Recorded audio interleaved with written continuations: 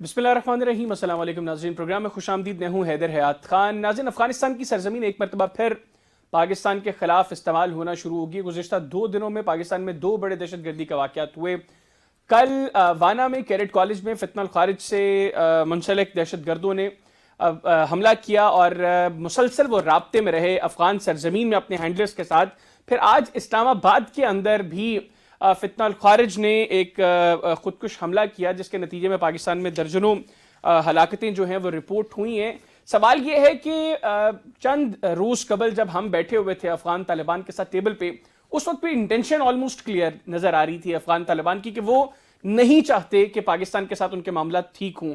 अब अगर इस स्टेज पर वो चीज़ों को ले आए तो पाकिस्तान किस तरह का जवाब देने का इरादा रखता है, ये किस तरह का जवाब पाकिस्तान की तरफ से जाना चाहिए, इसको प्रोग्राम के पहले हिस्से में डिस्कस करेंगे। फिर हम ये देख रहे हैं कि भारत में एक मरतबा फिर फॉल्स फ्लैग ऑपरेशंस का सिलसिला शुरू हुआ चाहता है। कल इनिशियली फरीदाबाद में 360 किलो एक्सप्लोसिव मटेरियल मिलने की खबरें सामने आई, उसको जम्मू कश्मीर के साथ जोड़ा गया। फिर शाम को दिल्ली में एक धमाका हुआ जो इनिशियली गैस सिलेंडर का धमाका रिपोर्ट हुआ, जी कि गाड़ी में एक सिलेंडर था जिसका धमाका था, लेकिन जैसी अमित शाह ने दौरा किया उसके बाद पाकिस्तान के साथ उसके भी ताने बाने जोड़े जाने लगे। और फिर हम ये देख रहे हैं कि तब से लेकर अब तक जो भारतीय मीडिया है वो पाकिस्तान के खिलाफ जो है वो हर्जा सराई उसकी जारी है।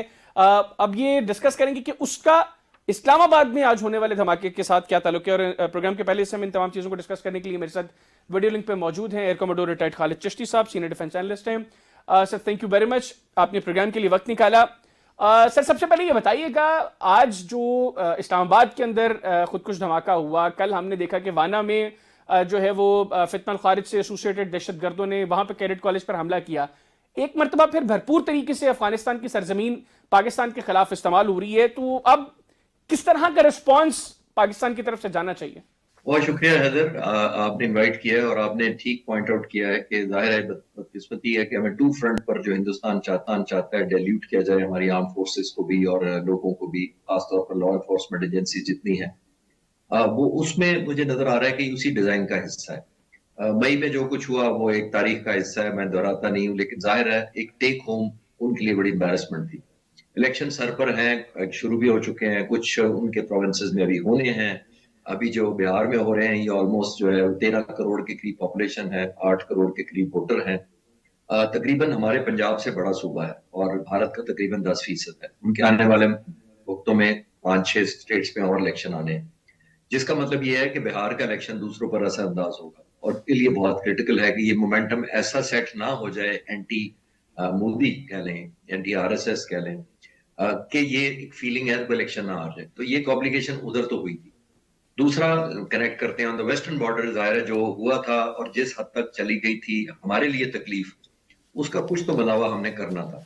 हमने स्ट्राइक्स की, बड़ी कैलकुलेटेड की, माइयर्ड की और बर वक्त की, और रिस्ट्रेन इतना ज्यादा किया कि शायद 100 टारगेट्स जो कंसिडर हुए थे, मैं आपको कंफर्म कर सकता हूँ 8 या 10 पर हमला किया गया। अच्छा, यानी इतनी कैलकुलेटेड थी। और वो क्यों था कम पर? क्योंकि हम चाहते ही नहीं थे कि एस्केलेशन करना, हम एक मैसेज देना चाहते थे कि अगर आप ये करेंगे तो आपको एक कीमत देनी पड़ेगी। क्योंकि मेरा मानना यह है कि जो आपकी पावर होती है हर्ट करने की या नुकसान पहुंचाने की, वही आपको बारगेन की ताकत देती है बाद में। यानी जितनी आप ज्यादा हर्ट करने की सलाहियत रखते हैं उतना ही नेगोशिएशन टेबल पर आपको फायदा होता है। जब आप बैठते हैं तो दूसरी पार्टी को पता होता है कि आपकी ये कैपेसिटी है, लेकिन बदकिस्मती से वो भी नहीं चला। यानी वो हमारी जो मैसेजिंग थी उसको भी पॉजिटिव नहीं लिया गया। इसीलिए आपने देखा बड़े प्रोलॉन्ग मुज़ाकरात हुए, पहले दोहा में, फिर इस्तांबुल में और फिर दोबारा इस्तांबुल में। तो रेपिटेशन हो रही है। वो रेपिटेशन इसलिए हो रही थी कि शायद वो समझ नहीं पाए कि हम ये कितना कुछ कर सकते हैं। और मैं उस वक्त भी कहता था, मैं आज दोबारा कहता हूं कि ये हमारा चॉइस नहीं है, हमारी विलिंगनेस नहीं है कि हम ये एक्शन टेकअप करें। हमारे पास कंपल्शन है, जैसे हिंदुस्तान पे हमारी कोई कंपल्शन थी कि डिफेंड करना जरूरी थी। हम ऑफेंस तो नहीं जा रहे थे हिंदुस्तान के खिलाफ, हमारे जहाज हवा में पहले तो नहीं थे गए, हमने तो 10 तारीख को हिट बैक किया था, रिटेलिएट किया था, उसी तरह हमने यहां किया। लेकिन coming back to the conclusion, इस सवाल के जवाब में, ये जाहिर है इंडिया का अनफोल्ड होता डिजाइन नजर आ रहा है। आपने देखा था आमतौर पर जब हमारी डिमांड इतनी जस्टिफाइड थी, सिर्फ ये कि अपने इलाके से इन्फिल्ट्रेशन को रोकें, कोई और हम कब्जा नहीं कर रहे थे हम पे, कोई अपनी इकोनॉमी उनकी तबाह नहीं कर रहे थे, कोई ट्रेड नहीं बंद कर रहे थे, हमने कहा ये करें तो आगे चलते हैं, लेकिन वो भी नहीं माना गया। تو جس کا مطلب یہ تھا کہ رزلٹ اسی طرف آنا ہے، اور بدقسمتی سے شاید انہوں نے مس ریڈ کیا ہے.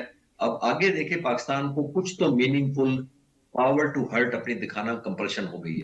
اگر آپ اس طرح اس میں پاکستان کیا کر سکتے ہیں سر آپ کے نزدیک؟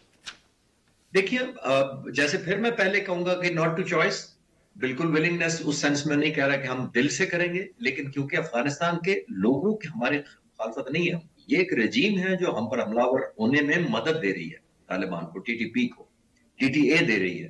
تو حملہ ہمیں پھر پریسیجن اپنی دکھانی پڑے گی، ان کو ایسی تکلیف پہنچانی پڑے گی، انہی ٹیررسٹ کو میں کہہ رہا ہوں جو یہ کیمپین چلا رہے ہیں. اور ظاہر ہے جب یہ تکلیف آپ پہنچاتے ہیں تو ان کو پرائز پتہ لگتی ہے کہ آپ نے بھی کچھ چکانی ہے. صرف اسلام آباد میں شہادتیں نہیں ہوں گی، آپ کی طرف بھی لوگ مریں گے اور پھر آپ کو بھی حساب دینا پڑے گا. اچھا سر، یہ میں تھوڑا سا نا اسلام آباد اور دہلی میں جو دھماکے ہوئے ان کے اوپر تھوڑی سی گفتگو کر لوں. اس کے بعد جو آپ نے آغاز میں 2 فرنٹ وار کی بات کی، میں اس کے اوپر بھی آپ سے گفتگو کروں گا.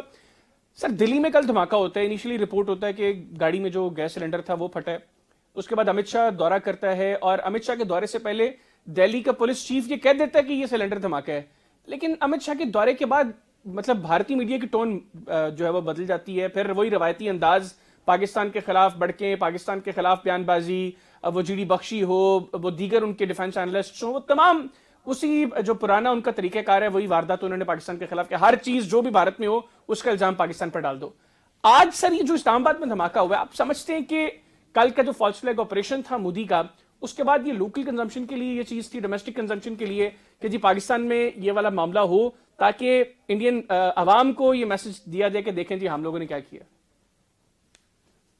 دیکھیے پولیٹیکل تو ٹو ہو رہا ہے، اب سے نہیں ہو رہا، کئی مہینوں سے یہ ہو رہا ہے. ان کی کمپلشن بن چکی ہے کہ وہاں پہ اینٹی پاکستان سلوگن بہت بکتا ہے. آپ اتنا عرصے سے ہم شور میڈیا پہ ہیں، آپ ایگری کریں گے کہ پاکستان میں جب بھی الیکشن ہوتا ہے یہاں پہ اینٹی انڈیا کوئی کیمپین نہیں ہوتی. ہمارے ڈومیسٹک ایشوز ہوتے ہیں، ہمارے ڈومیسٹک مسئلوں کو ایڈریس کیا جاتا ہے، کیا جا سکتا ہے یا نہیں کیا جا سکتا، وہ ایک علیحدہ ڈیبیٹ ہے. لیکن ہمارا کبھی اینٹی انڈیا سلوگن پہ ہمیں ووٹ نہیں ملتے لوگوں کو کہ یہ انڈیا کا خلاف دیں گے تو لوگ ایک دم آپ کی ہمدردی میں آ جائیں گے. وہ ایک ایلیمنٹ آف انسیکیورٹی پیدا کرتے ہیں، یہ اٹ سیلف کمزوری کی نشانی ہوتی ہے. جب آپ ایک چھوٹے ملک کا جو آپ کے مقابلے میں 3 یا 5 گنا چھوٹا ہے اس کا خوف لے کر لوگوں کو ڈرائیں گے، تو یہ پہلی بات تو یہی آپ کی ولنگنس ٹو فائٹ ادھر ہی کمپرومائز ہو جاتی ہے کہ آپ اتنا خوف زدہ ہیں. لیکن وہ کیونکہ پولیٹیکل گین کے طور پر اس کو کھیل رہے ہیں. پھر آپ ایک اور چیز نوٹ کریں حیدر کے پچھلے 78 سالوں میں انڈین فورسز جو ہیں انہوں نے پالیٹکس میں کوئی حصہ نہیں لیا، وہ ایکچولی اے پولیٹیکل رہی ہیں. اور ظاہر ہے میں ان کی عزت اس پروفیشنل آرمی کے پوائنٹ سے کرتا ہوں، لیکن اس دفعہ انہوں نے سارا ٹو کیا ہے ایجنڈا جو پولیٹیکل ایجنڈا تھا. ہمارا کیمپین جو ہوا ان کا مئی کے مہینے میں وہ پولیٹیکل تھا. ان کے بعد ایئر فورس چیف ان کے ریپیٹڈلی آئے میڈیا پر، وہ بھی وہی پولیٹیکل ایجنڈا تھا. تو میرا خیال ہے میں یہ کہہ رہا ہوں کہ آپ نے صحیح کہا کہ یہ کیونکہ پالیٹکس جب شامل ہو جاتی ہیں اور خاص طور پر جب فورسز اس کو بیک کرنے لگ جائے تو اتنا بڑا ملک کرے جو نیوکلیر پاور ہے خود، تو پھر اس سے زیادہ اس علاقے کی، پورے علاقے کی کیا بدقسمتی ہو سکتی ہے. کیونکہ صرف پاکستان کی فیوچر سٹیک پر نہیں ہوتا. سارک کے جو پہلے ملک ہوتے تھے، ہم آلموسٹ 1.8 بلین لوگ ہیں، تقریباً 24-25% ہم دنیا کی پاپولیشن ہے اس ریجن میں. ساری کی ساری انسٹیبل ہو جاتی ہے جسٹ بیکاز وار مانگرنگ سوٹ کرتی ہے ایک پارٹی کو الیکشن جیتنے کے لیے. بالکل. اچھا سر یہ بتائیے گا، آپ نے جو 2 فرنٹ وار کے سے متعلق بات کی، میں پروین ثانی صاحب کی کتاب پڑھا تھا دی لاسٹ وار، اس میں انیشلی 16 صفحوں پہ انہوں نے جو ہے وہ بتایا کہ اگر بھارت کو 2 فرنٹ وار کا سامنا کرنا پڑے، ڈیفینیٹلی وہ چین اور پاکستان ہوں گے، تو بھارت میں ہر طرف تباہی ہی تباہی ہوگی اور بھارت 2 فرنٹ وار کا متحمل نہیں ہو سکتا. جو آپ نے کہا پاکستان کو بھارت انگیج کرنا چاہ رہا ہے، پاکستان کی کیپیبلٹیز جو ڈیفنس کیپیبلٹیز ہیں وہ آپ بخوبی واقف ہیں ان سے. یہ جو 2 فرنٹ وار ہے جس میں بھارت ہمیں دھکیل رہا ہے، کل کو اگر ہمیں اس میں بیک وقت افغانستان اور بھارت کا سامنا کرنا پڑتا ہے، آپ کیا سمجھتے ہیں ہماری کیپیبلٹیز کیا ہیں، ہماری قابلیت کتنی ہے، ہم ایک وقت میں بیک وقت دونوں کو ہینڈل کرنے کے قابل ہیں؟ دیکھیے 2 علیحدہ باتیں ہیں، اور although یہ ہائپوتھیزیشن ہے اس پہ میں اتنا قابل نہیں سمجھتا اپنے آپ کو کمنٹ کرنا، لیکن میں یہ آفر کر سکتا ہوں اس پہ کہ دونوں طرف آل آؤٹ بڑا چانس کم ہے. دیکھیے طالبان کی حکومت کیا چیز ہے بنیادی طور پر، میرا خیال ہے 40-50 ہزار ان کے پاس فٹ سولجر ہیں جو ٹی ٹی اے اس وقت حکومت میں ہے. وہ مشکل سے افغانستان کا کچھ علاقہ یا میجورٹی آف علاقہ جو کنٹرول کر پا رہے ہیں. وہ فارمل آرمی نہیں ہے, اس کا کوئی ہیرارکی نہیں ہے, اس کا کوئی ہیڈ کوارٹر نہیں ہے, ان کی کوئی ریٹائرمنٹ پالیسی, انسینٹیو بونسز نہیں ہے, کچھ بھی نہیں ہے. وہ ایک گروپ آف پیپل ہے جنہوں نے فورس اکٹھا کیا, تو ان کو ایک ریگولر آرمی سمجھ کے ان کو میرا خیال ہے ڈیل ہی نہیں کر سکتے. پہلی بات تو یہ, وہ جب بھی آئے وہ گریلا وارفیئر میں آئیں گے, وہ ہٹ اینڈ رن ٹیکٹکس میں آئیں گے, وہ فارمل بارڈر پار کر کے جیسے کوئی ٹینک لے کے چڑھ دوڑتا ہے اس طرح تو آئیں گے نہیں. تو یہ دونوں ڈائمینشن ڈفرنٹ ہے. ہندوستان کے پاس ظاہر آپشن ہے, جو لینڈ ہماری ہے وہ بڑی ہموار ہے ایز کمپیئر ٹو آرمر کے لیے, فٹ سولجرز کے لیے سمندر اویلیبل ہے, ایک اور ڈائمینشن ہے. تو انڈیا کے ساتھ ڈائنامکس یا nature of war all together different ہوگی جب بھی اگر ہوئی, خدا نہ خواستہ. افغانستان سے بالکل ڈفرنٹ ہوگی, یہ ریگولر نہیں ہوگی ایسکلیشن. پہاڑیاں ہیں, رستہ ہنی ون ہے, ٹرین ایسی ہے جس کے اندر آرمر ٹروپس وغیرہ کانوائز اتنی آسانی سے موو نہیں کرتے جس نے ہمارے ایسٹرن بارڈر پر رہتے ہیں. تو دونوں کی ڈائمینشن ہو رہا ہے. آخری بات میں اس پہ ضرور ایڈ کرنا چاہوں گا کہ ہماری فورسز پرپز بلڈ ڈیولپ نہیں کی جاتی ٹو فرنٹ کے لیے. ہم انڈیا اسپیسیفک ہی ڈیولپ کرتے ہیں کیونکہ ہمارے ڈیزائن نہیں ہے. ہم کو ریجنل ہیجمنی, کوئی سپریمیسی, کوئی دنیا میں ریلیونٹ رہنے کے لیے, کوئی اکنامک ہب بننے کے لیے, ریجنل پولیس مین بننے کے لیے تو ہم نے کسی سے نہ سوچا. آپ انڈین چینل پہ میں آپ کو دیکھ رہا تھا, تو ان کے ڈیزائن ہے. وہ کرتے رہتے ہیں کہ جی ہم نے پتہ نہیں کیا سپریمیسی اس ریجن میں دکھانی ہے اور بلی کر کے ہر ملک کو رکھنا ہے. نہ ہمارا ڈیزائن ہے, نہ ہماری فورسز بنی ہے. لیکن جیسے آپ پوچھ رہے تھے, تو اگر کوئی خدا نہ خواستہ آبلیگیشن آئی تو ظاہر ہے مسلح فوج کے بعد بہت کیپیسٹی ہے, لیکن وہ بائی ڈیزائن بھی نہیں ہوگی اور ہماری فورسز ڈیولپ بھی نہیں کی گئی کہ ہمارے فورس گول یا وار گولز یا وار آبجیکٹو وہ ہیں ہی نہیں. اچھا سر, بھارت میں کچھ ڈیفنس ایکسپرٹس کا یہ خیال ہے کہ انڈین ایئر فورس جو ہے وہ مئی میں مار کھانے کے بعد اب تھوڑی سی ریلکٹنٹ ہے پاکستان کے اوپر کسی بھی طرح کی جارحیت کے حوالے سے, یا اس کی اٹیمپٹ کے لیے بھی وہ تیار نہیں ہے. ابھی پریشر ہے ان کے اوپر مودی گورنمنٹ کا, اور اب جو بار بار باتیں ہو رہی ہیں کہ سمندر کے رستے آئی این ایس وکرانت کا استعمال ہوگا اور پھر پاکستان پر حملہ کیا جائے گا. آپ سر یہ بتا سکتے ہیں کیا ہم کیپیبل ہیں ان کیس بھارت کوئی اگریشن کرتا ہے آئی این ایس وکرانت کو استعمال کرتے ہوئے؟ ہم نے مئی میں بھارتی فضائیہ کو تو منو مٹی تلے دفن کر دیا, کیا ہم آئی این ایس وکرانت کو بھی سمندر برد کرنے کی صلاحیت رکھتے ہیں؟ حیدر, میں آپ کو زیادہ اوتھینٹک ریفرنس کے ساتھ ہی بتا سکتا ہوں جو میرے پاس انفارمیشن ہے. میں اس ایسکلیشن سے پہلے بھی اور بعد میں بھی الحمدللہ 2 دفعہ ایئر ہیڈ کوارٹر اور آپریشن روم کا وزٹ کر چکا ہوں. میں یہ سارے ٹریکس جو ہیں, ڈیجیٹل فٹ پرنٹس جو ہیں شوٹنگ کے, جہازوں کی ویڈیو ریکارڈنگ جو ہے, پھر جو میزائل کی فائرنگ ہے, یہ سارا میں دیکھ کر آیا ہوں اپنے سامنے. اور ظاہر ہے یہ سوال جو آپ مجھ سے پوچھ رہے ہیں میں نے بھی وہاں پوچھا کہ وکرانت نکلا تو نہیں ہے, لیکن اگر آیا تو. اور یہ مجھے کنفرم ہے کہ پاک فضائیہ نے نیوی, پاکستان نیوی کا انڈیپینڈنٹ پلان تھا کہ جب بھی وہ آیا تو پاکستان نیوی, پاکستان بحریہ کی انڈیپینڈنٹ کیپیسٹی ہے, ان کا اپنا پلان ہے وکرانت کو کیسے نیوٹرلائز کرنا ہے. لیکن میں یہ بتا سکتا ہوں کہ ہمارا بھی ایک ڈیڈیکیٹڈ اسکواڈرن یا اسکواڈ تیار ہے اینٹی رافیل کے لیے. اینٹی رافیل کا مطلب یہ ہے کہ جب بھی انہوں نے نکالا اور ہمیں تھریٹ کیا اس نے, ہم اس کو ہٹ کریں گے انشاءاللہ, اور پوری زور سے کریں گے. اور جو میں کیپیسٹی دیکھ کر آیا ہوں بڑی پریسیجن سے اور بڑے وقت پر کریں گے. تو انڈیا کو کسی سٹیج پہ یہ مان نہیں ہونا چاہیے کہ وکرانت کو استعمال کر لیں گے جو انہوں نے 40-50 سال استعمال نہیں کیا اور اس 4 مہینے پہلے استعمال نہیں کیا, انہوں نے اب دوبارہ کیا کرنا ہے. کیونکہ وہ خود نکلتے ہی خود انسیکیور ہو جاتا ہے, وہ خود ایک ورنریبل ٹارگٹ بن جاتا ہے. تو یہ خود اپنے آپ کو بچائے گا تو پھر ہم پر حملہ آور ہوگا نا, تو انشاءاللہ اس سے پہلے ہم اس کا ارینجمنٹ پہلے ہو جائے گا. بالکل. اور سر یہ جو باتیں ہو رہی کہ کنونشنل وار کی تو کوئی سپیس نہیں ہے, ابھی مستقبل قریب میں ایسی کوئی چیز دکھائی نہیں دے رہی, لیکن جو شیطانی اپروچ اس وقت دلی میں برسر اقتدار ہے اس سے آپ کچھ بھی ایکسپیکٹ کر سکتے ہیں. ابھی اگر کوئی ایسا سلسلہ ہوتا ہے جو فالس فلیگ آپریشنز کی ایک سیریز اب بھارت میں شروع ہو رہی ہے, پہلے جموں کشمیر سے متعلق انہوں نے خبریں دیں, پھر اس کے بعد فرید آباد, پھر دہلی میں الٹیمیٹلی بلاسٹ, پھر سلنڈر, اور بعد میں پاکستان کے ساتھ لنک. آپ کو آنے والے چند ہفتے جو ہیں اس حوالے سے کروشل دکھائی دے رہے ہیں؟ بھارت کوئی اٹیمپٹ لے سکتا ہے؟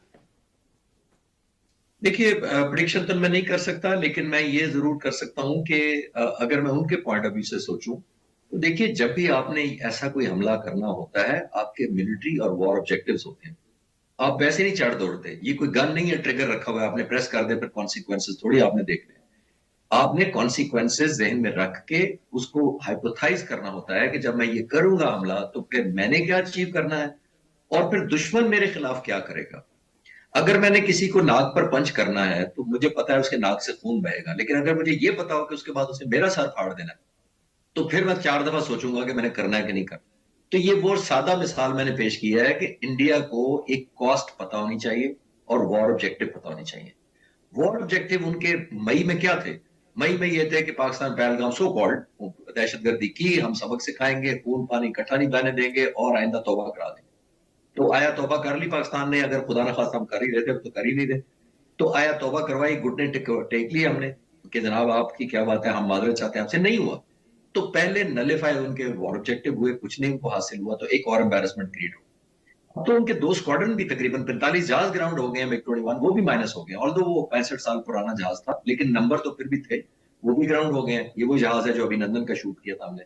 तो माइनस है उनकी एयरफोर्स इस वक्त, बाय द वे, ये पता नहीं चाहिए। मैं ये नहीं कह रहा कि वो कर नहीं सकते, कर तो सकते हैं, हमसे 2-3 गुना बड़ी, 3 गुना बड़ी एयरफोर्स है, लेकिन ऑब्जेक्टिव क्या अपने लोगों को दिखाएंगे? उसके बाद टेक होम उनके लिए क्या होगा? लोगों को विक्ट्री ट्रॉफी क्या दिखाएंगे कि ये ट्रॉफी हम जीत के आए हैं? मई में क्या हुआ था?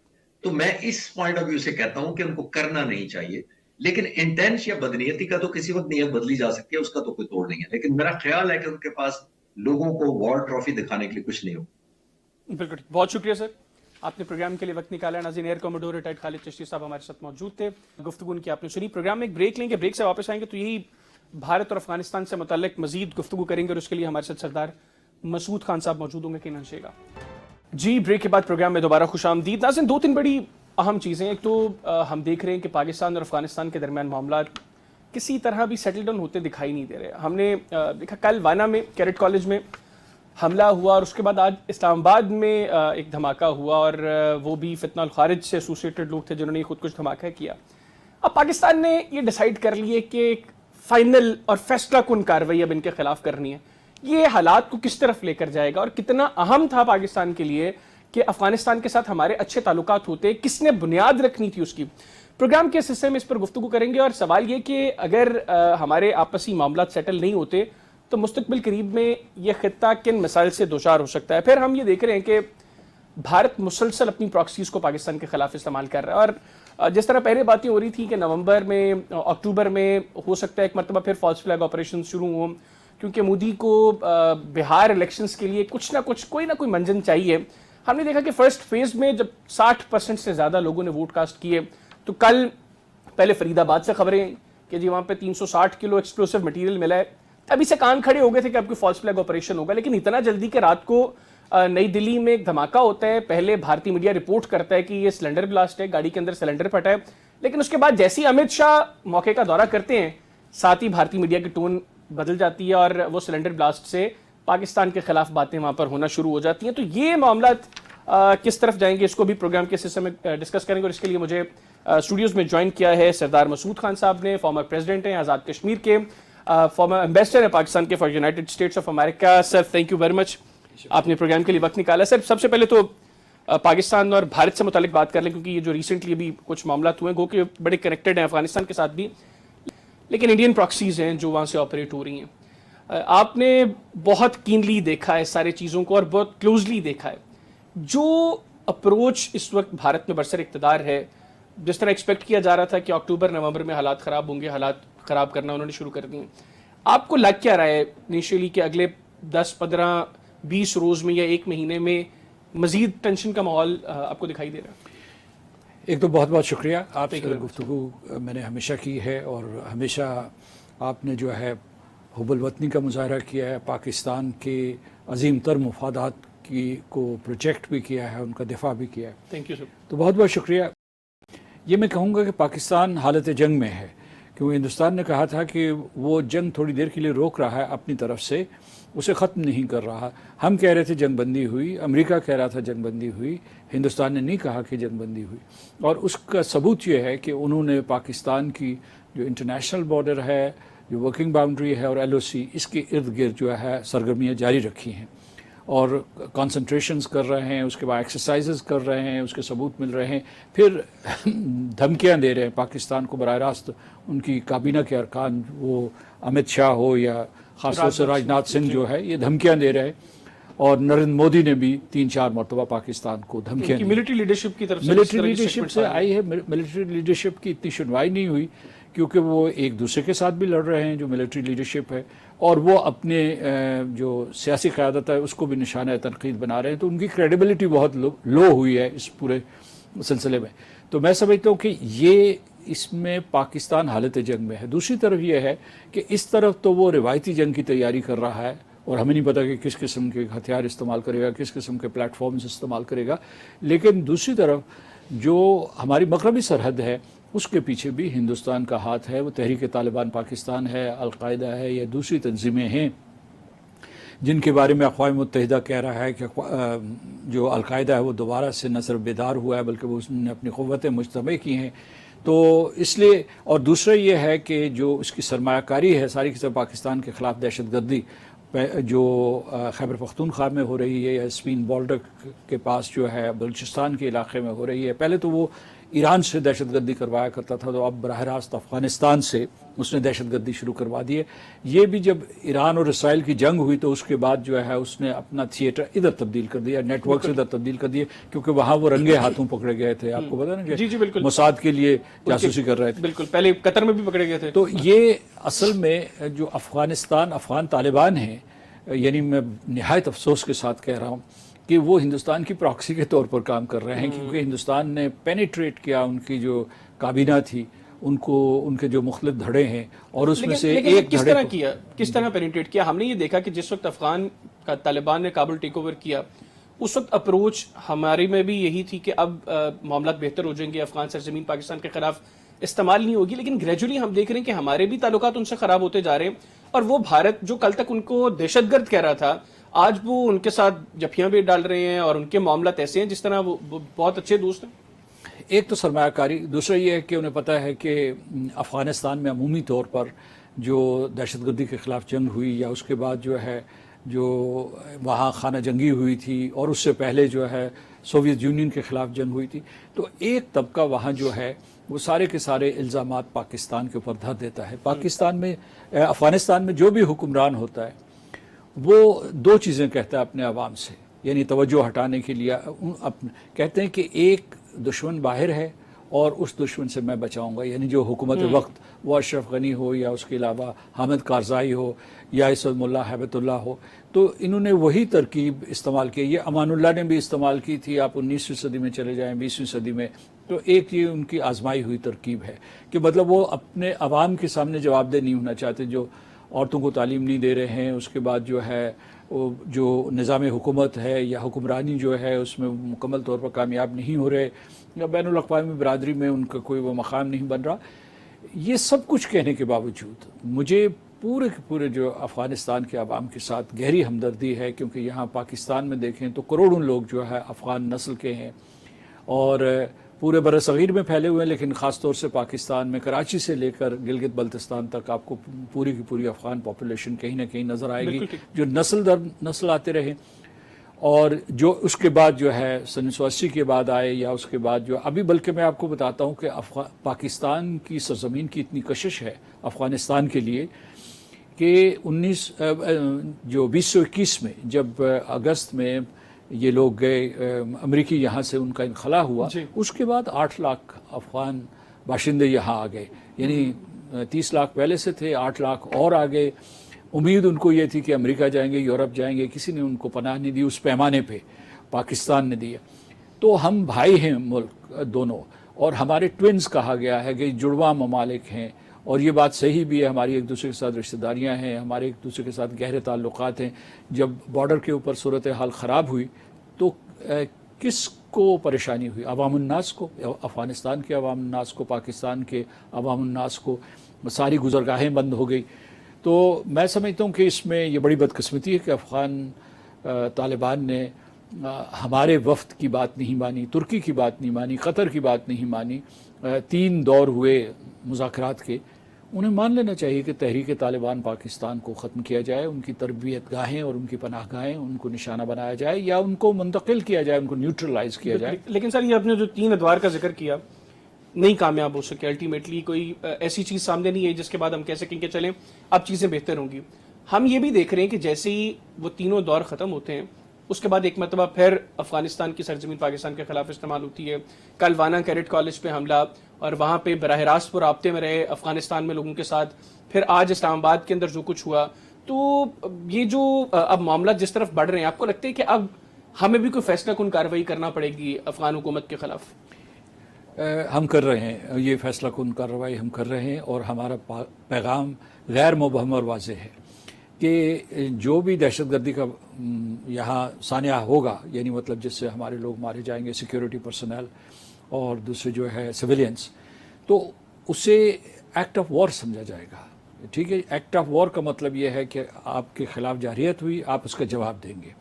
آپ نہ صرف یہاں جواب دیں گے جہاں کہ حملہ ہو رہا ہے، بلکہ پیچھے جا کے دیں گے جہاں سے حملے کا آغاز ہوا ہے. تو اس لیے یہ ہے کہ اس میں تو کوئی ابہام نہیں ہے. اور دوسرے یہ میں آپ کو بتا دوں کہ 3-4 راستے ہیں.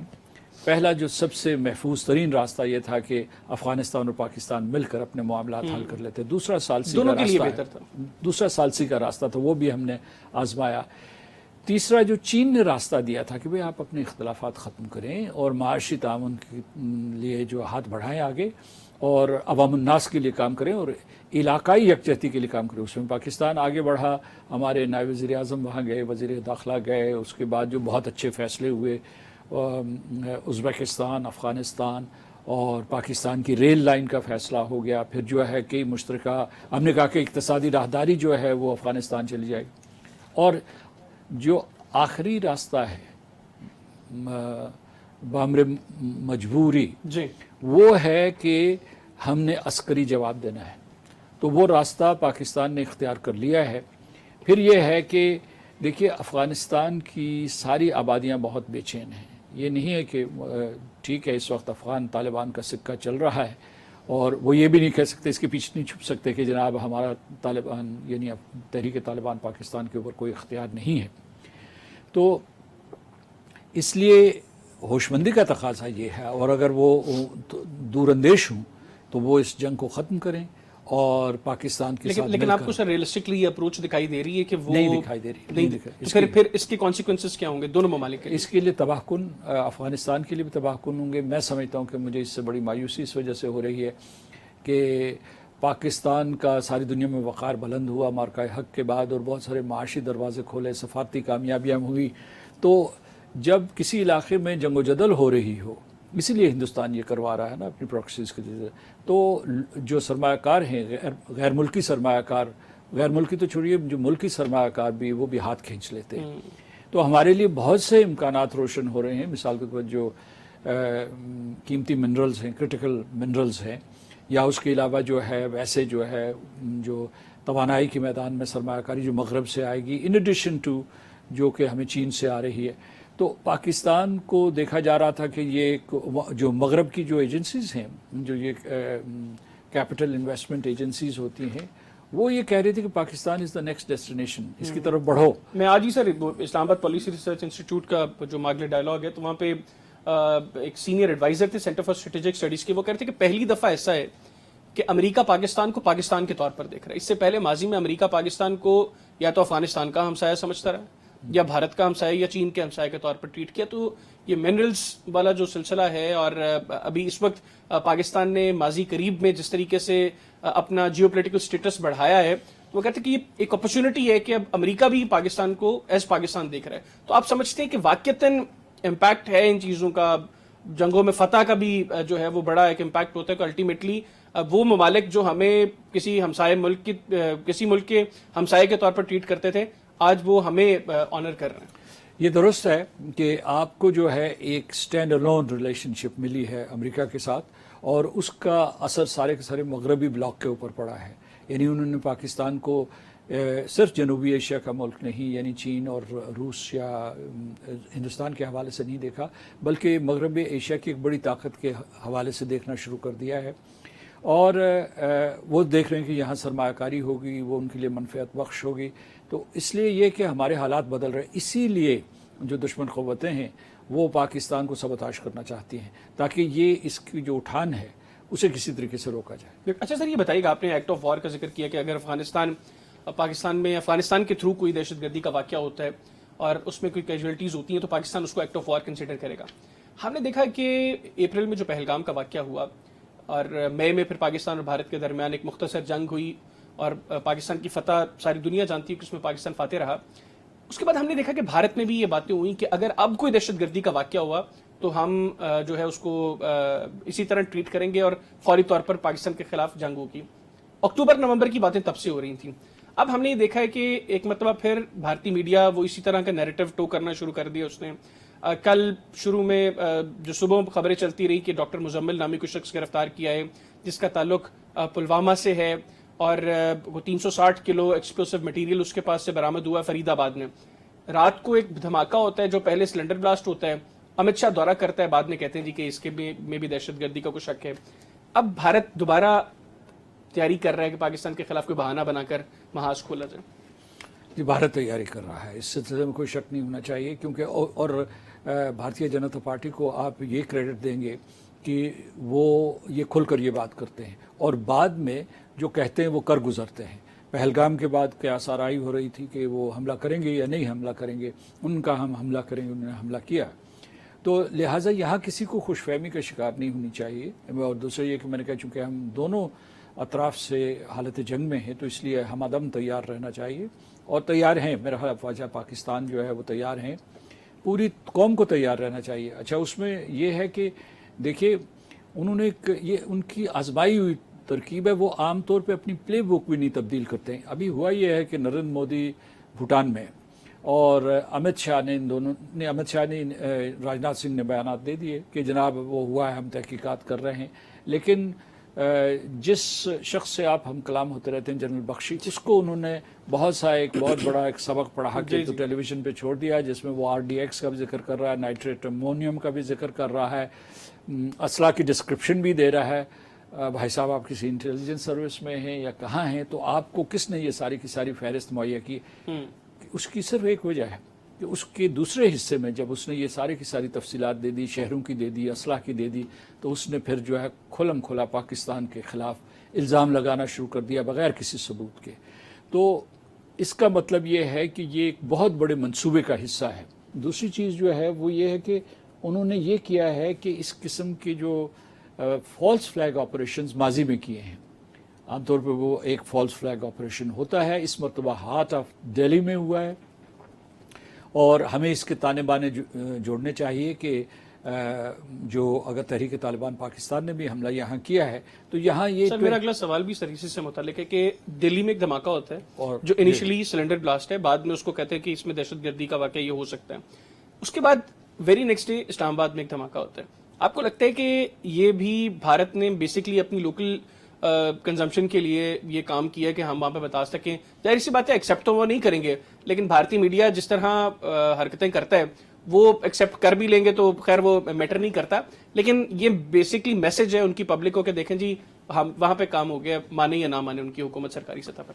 جی اس کے تانے بانے ملتے ہیں, اور میں سمجھتا ہوں کہ اس کے گہری سوچی سمجھی اسکیم ہے. ہمارے جو ہے 12 لوگ انوسنٹ جو معصوم لوگ مارے گئے ہیں اور 20 کے قریب زخمی ہیں. میرے خیال ہے کہ جو انٹیریئر منسٹر نے یہ بیان دیا ہے, میں جب اسٹوڈیو کی طرف آ رہا تھا تو میں نے یہ بیان دیکھا. ہندوستان میں جو ہے بڑے متضاد بیانات ہیں. مثال کے طور پر اگر BBC کی ویب سائٹ پہ آپ جائیں تو وہ کہہ رہے ہیں کہ 8 لوگ مارے گئے ہیں اور زخمیوں کی تعداد جو ہے انہوں نے بتائی ہے. جو آپ کے دوست جنرل بخشی نے جو تعداد بتائی ہے وہ 30 جو ہے وہ ہلاکتیں اور 30 جو ہے زخمی بتائے.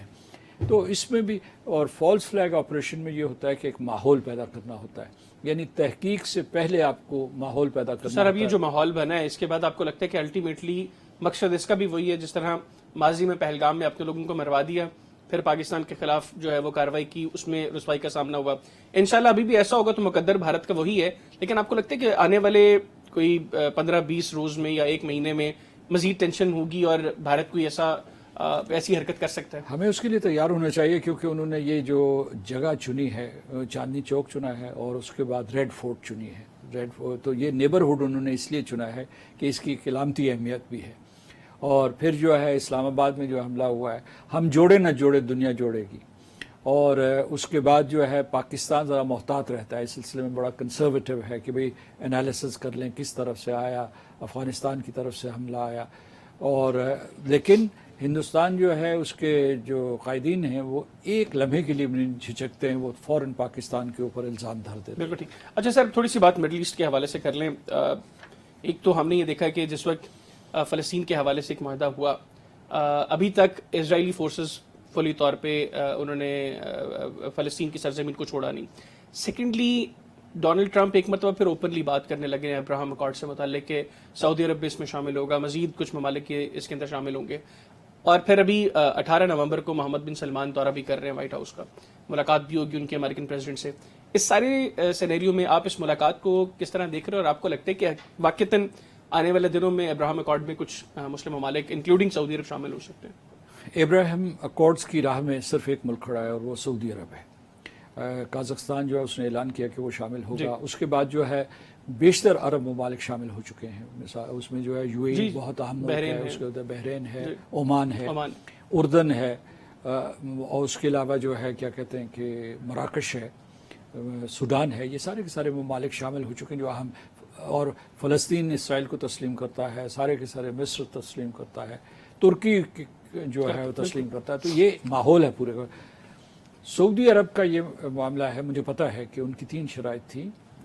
جب میں واشنگٹن میں ہوتا تھا تو اس وقت ان کی 3 شرائط تھی امریکیوں کے ساتھ. نمبر 1 کہ 2 ریاستی فارمولے کو تسلیم کیا جائے, اور اسے ٹائم باؤنڈ ہونا چاہیے کہ کب ہوگا, اس کے لیے باقاعدہ ٹائم ٹیبل دے. 2 ریاستی فارمولے میں ایک جو یہ بھی چیز ہے کہ فلسطین کی ریاست کنٹیگوس ہونی چاہیے, یعنی متصل ہونی چاہیے اور ساورن ہونی چاہیے. اور دوسرا یہ تھا ان کا کہ ان کو بھی کسی طریقے سے اسلحہ و بارود دیا جائے مزید, تاکہ وہ اپنے آپ کو طاقتور محسوس کریں علاقے میں vis-a-vis Iran and Israel. اور تیسرا جو تھا وہ یہ تھا کہ ان کے کسی قسم کے کوئی کاروباری معاملات جو تھے, بلکہ ایک جو انہوں نے یہ بھی کہا تھا کہ ہمیں بھی ایک نیوکلیئر پاور پلانٹ جو ہے وہ دیا جائے تاکہ ہم بھی جوہری توانائی پیدا کر سکیں. اب جو اس کی شرائط تھی ابراہیم اکارڈز میں شامل ہونے کے لیے, اس میں پہلی شرط سب سے اہم ہے جو کہ 2 ریاستی فارمولے کو تسلیم کیا جائے. تو حالات نظر نہیں آ رہے کہ کوئی 2 ریاستی فارمولہ ہوگا. اسرائیل نے یہ دھمکی دی ہوئی ہے, اپنی کنیسٹ سے یہ منظور کروایا ہوا ہے کہ مغربی کنارے کو یا مقبوضہ فلسطین کو وہ اسرائیل میں ضم کر دیں گے. دوسری طرف جو ہے غزہ جو ہے اس میں اس وقت 54% جو ان کا علاقہ ہے اس پہ اسرائیلی فوجیوں کا پہلے سے قبضہ ہے. یعنی انہوں نے وہ پورے کا پورا وڈرا نہیں کیا, انہوں نے فیز 2 میں وڈرا کرنا ہے. اور اس کی جو سرحدیں ہیں اس پہ اسرائیل کا محاصرہ ہے. تو اس کا مطلب یہ ہے کہ وہ فلسطینی رقبہ جو ہے وہ مقبوضہ فلسطین کے ساتھ جڑ نہیں سکتا. ایک کوئی انٹرنیشنل سیکیورٹی فورس کے بارے میں تجویز ہے جو اقوام متحدہ کی سیکیورٹی کونسل کو پیش کر دی گئی ہے. تو محمد بن سلمان صاحب کا یہ دورہ جو ہے بہت ہی جو اہم ہوگا, اور اس میں یہ طے ہوگا کہ یہ ممکنات میں شامل ہے یا نہیں, اور کیا وہ سعودی عرب کو آمادہ کر پائیں گے کہ آپ ان مطالبات سے دستبردار ہو جائیں. کیونکہ اسرائیل کا کوئی موڈ نظر نہیں آ رہا, کوئی اس طرح رجحان نظر نہیں آ رہا کہ وہ ان شرائط کو مانیں گے. اور پھر یہ ہے کہ اس میں جو ہے اسرائیل کا منصوبہ یہ ہے کہ اگر وہ ضم کرتا ہے یا نہیں کرتا مغربی کنارے کو, لیکن ان کو محکوم ضرور رکھے گا دونوں کو.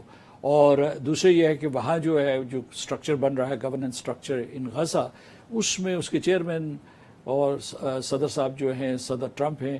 نمبر 2 جو گورننس سٹرکچر بنے گا وہ اس میں کچھ فلسطینی نامزد کیے جائیں گے. اس میں پیلسٹینین اتھارٹی کا, یہ پیلسٹائن لبریشن اتھارٹی جو ہے اس کا کوئی رول نہیں ہوگا. ان کو حماس کو جو اب تک حکمرانی کرتی چلی آئی ہے اس علاقے میں, اور ان کی فوج بھی تھی, اس کو غیر مسلح کرنے کی تجویز ہے, مطلب اس کو ڈی کمیشن کرنے کی تجویز ہے. تو اس وجہ سے بہت سی الجھنیں ہیں. اور کم از کم مجھے اب معاہدے کے بعد جو 20 نکاتی فارمولہ صدر ٹرمپ نے دیا تھا اس میں ایک نقطہ تھا, کہیں نیچے آتا تھا کہ اگر حالات موافق ہو گئے تو the right to self determination of the people of Palestine would also be put on the table. میں اس کا مطلب ہے ایگزیکٹ کوٹ نہیں کر رہا تھا. تو لیکن سر اس کے بعد ابھی ریسنٹلی پریزیڈنٹ ٹرمپ نے ایک انٹرویو دیا جس میں ان سے جب 2 اسٹیٹ سولوشن کی بات ہوئی تو انہوں نے کہا کہ اس کا انحصار مجھ پر اسرائیل پر ہے, اور فی الحال مجھے یہ دکھائی نہیں دے رہا. جی, اور انہوں نے جن ممالک نے جو ان کے اپنے حلیف تھے مغربی یورپ کے, اس میں برطانیہ, فرانس, اسپین, سارے کے سارے ان ممالک کی سرزنش کی, اور اس میں کینیڈا بھی شامل ہے, آسٹریلیا بھی شامل ہے. انہوں نے کھل کر ان سے اختلاف کیا تھا کہ آپ جو ہے فلسطین کی ریاست کو تسلیم کر رہے ہیں تو یہ غلط قدم ہے. لہٰذا مشرق وسطیٰ میں الجھنیں بڑھ گئی ہیں. اور ایک چیز جو ثابت ہوئی ہے غزہ سے کہ بین الاقوامی نظام مکمل طور پر ناکام ہو چکا ہے. کوئی تقریباً 69,000 غزنز جو ہے وہ مارے گئے. اسی دوران جو ہے تقریباً 2,000 کے قریب مغربی کنارے میں بھی لوگ مارے گئے ہیں. اور جو وہاں عمارتوں کے ڈھانچے تھے وہ آپ نے مسمار ہوتے ہوئے خود لائیو سکرینز کے اوپر دیکھیں. بالکل. آخر میں سر یہ بتائیے گا، آج میں پروفیسر ڈاکٹر وکٹر گاؤ کو سن رہا تھا، وہ کہتے ہیں کہ 1971 میں پاکستان برج بنا امریکہ اور چین کے درمیان، جس کے بعد جو ٹینشن کا ماحول تھا دونوں ممالک کے درمیان وہ تھوڑا معاملات بہتر ہوئے. اور اس وقت کے امریکی صدر نے اسلام آباد سے ایک سیکرٹ وزٹ کیا بیجنگ کا. وہ یہ کہہ رہے تھے کہ اب جو حالات ہیں جس میں بیک وقت پاکستان کے چین کے ساتھ بہت اچھے تعلقات ہیں اور امریکہ کے ساتھ بھی بہت اچھے تعلقات ہیں، پاکستان دوبارہ برج کا کردار ادا کر سکتا ہے. آپ کو لگتا ہے کہ اس وقت واقعتاً جو معاملات ہیں چین کی طرف سے تو ٹھیک ہے، امریکہ میں آپ نے کافی عرصہ گزارا ہے، آپ امریکن اسٹیبلشمنٹ کی اپروچ کو بھی سمجھتے ہیں، وہاں سے کوئی ہے ایسے ماحول کے چین کے ساتھ تعلقات کو بہتر کیا جائے اور اس میں پاکستان کردار ادا کر سکتا ہے؟ میں چین بھی 8 سال رہا ہوں تو میں آپ دونوں کو بہت بہتر سمجھتے ہیں. جی تو میں آپ کو یہ بتاتا ہوں کہ جو پاکستان پل بن سکتا ہے پل بن رہا ہے. اور میں سمجھتا ہوں اس مرتبہ جو ہے وہ کوئی سیاسی یا اسٹریٹجک پل نہیں بن رہا، ایک معاشی پل بن رہا ہے. اور اس میں مثال کے طور پر امریکہ سے بھی سرمایہ کاری ہو، چین سے بھی سرمایہ کاری ہو. بڑا شور شرابہ تھا جب میں وہاں تھا کہ جی چین سے ڈی کپل کریں گے، کہ مطلب جو امریکہ نے وہاں سرمایہ کاری کی ہے اس کو ہندوستان میں منتقل کیا جائے یا انڈونیشیا میں منتقل کیا جائے. تو اب پاکستان بھی ایک امیدوار ہے، یعنی امریکی کچھ صنعتیں یا کچھ اس کے علاوہ جو ہے ان کے سرمایہ کاری یہاں بھی ہو سکتی ہے. اور دوسرا، ہم نے ہمیشہ ان کو کہا ہے کہ چین کے ساتھ ہمارے مضبوط ترین تعلقات ہیں، لیکن آپ کے ساتھ بھی ہم بہت اچھے تعلقات چاہتے ہیں. اس کی وجہ یہ ہے کہ پاکستان ایک بڑا ملک ہے، 25 کروڑ کا ایک ملک ہے. یہ کچھ چھوٹا ملک نہیں ہے، اور اس کا نہ صرف اب بلکہ مستقبل میں بھی ایک بہت اہم کردار ہوگا. تو اور میں اس بات پہ بہت خوش ہوں کہ صدر ٹرمپ اور اس کی ٹیم نے بڑے غور سے اس بات کو سنا. مارکو روبیو جو ہیں انہوں نے پچھلے دنوں ایک بیان دیا، بہت خوشائند بیان تھا ان کا، کہ مارکہ حق سے پہلے میں پاکستان کے ساتھ رابطہ کر چکا تھا کہ ہم ان تعلقات کو سنواریں، کیونکہ کوئی جو ہے ان سے سوال کر رہا تھا کہ کیا سارے کے سارے جو معاملات مارکہ حق کے بعد طے ہوئے. دوسرے انہوں نے یہ کہا، اور یہ فکرہ سن کے مجھے بہت خوشی ہوئی، کہ وہ پاکستان کے ساتھ تعلقات بڑھائیں گے اور ہندوستان کو اس سلسلے میں تشویش نہیں ہونی چاہیے، کیونکہ these relations are not at the expense of United States relations with India. اس میں خوشی کی بات یہ ہے کہ یہی فکرے وہ ہمیں کہا کرتے تھے ماضی میں کہ جی ہمارے ہندوستان کے ساتھ ہم تعلقات بڑھا رہے ہیں تو آپ کو تشویش نہیں ہونی چاہیے، کیونکہ یہ آپ کے ایکسپینس پہ نہیں. تو کچھ تھوڑا سا زاویہ تبدیل ہوا امریکہ کا، پھر اس کے بعد پورے کا پورا پیرایا تبدیل ہو گیا ہے. تو یہ پاکستان کے لیے خوش آئند ہے. اب سوال یہ پیدا ہوتا ہے کہ ہم سیاسی استحکام اور سیاسی تسلسل کی فضا قائم کر کے کیا ان مواقع سے فائدہ اٹھا سکتے ہیں یا نہیں، کیونکہ یہ جو مواقع ہوتے ہیں یہ بھی تاریخ گواہ ہے کہ فلیٹنگ ہوتے ہیں، یہ نہیں ہے کہ یہ ہمیشہ قائم رہتے ہیں. تو ان سے اس طریقے سے ہمیں جو ہے موقع کا پورے طریقے سے فائدہ اٹھانا چاہیے، تاکہ قوم جو ہے ابھر کر جو بین الاقوامی برادری ہے اس پہ ایک نمایاں اور سب سے چمکتا ہوا ستارہ بنے. بالکل. تھینک یو ویری مچ سر، بہت شکریہ آپ نے پروگرام کے لیے وقت نکالا. ہمیشہ بڑا اچھا لگتا ہے آپ سے گفتگو کر کے. ناظرین، صدر صاحب ہمارے ساتھ موجود تھے، گفتگو ان کی آپ نے تفصیلاً سنی. امید کرتا ہوں کہ ہمارے لوگ اس چیز کو انڈرسٹینڈ کریں گے اور معاملات جو ہیں وہ بہتری کی طرف جائیں گے. الٹیمیٹلی آج کے پروگرام سے مجھے اجازت دیجیے، آپ سے ملاقات ہوگی انشاءاللہ اگلے ہفتے. تب تک کے لیے حیدر ریاض خان اور انسائٹ کی ٹیم کو اجازت دیجیے. اللہ حافظ. پاکستان ہمیشہ زندہ باد.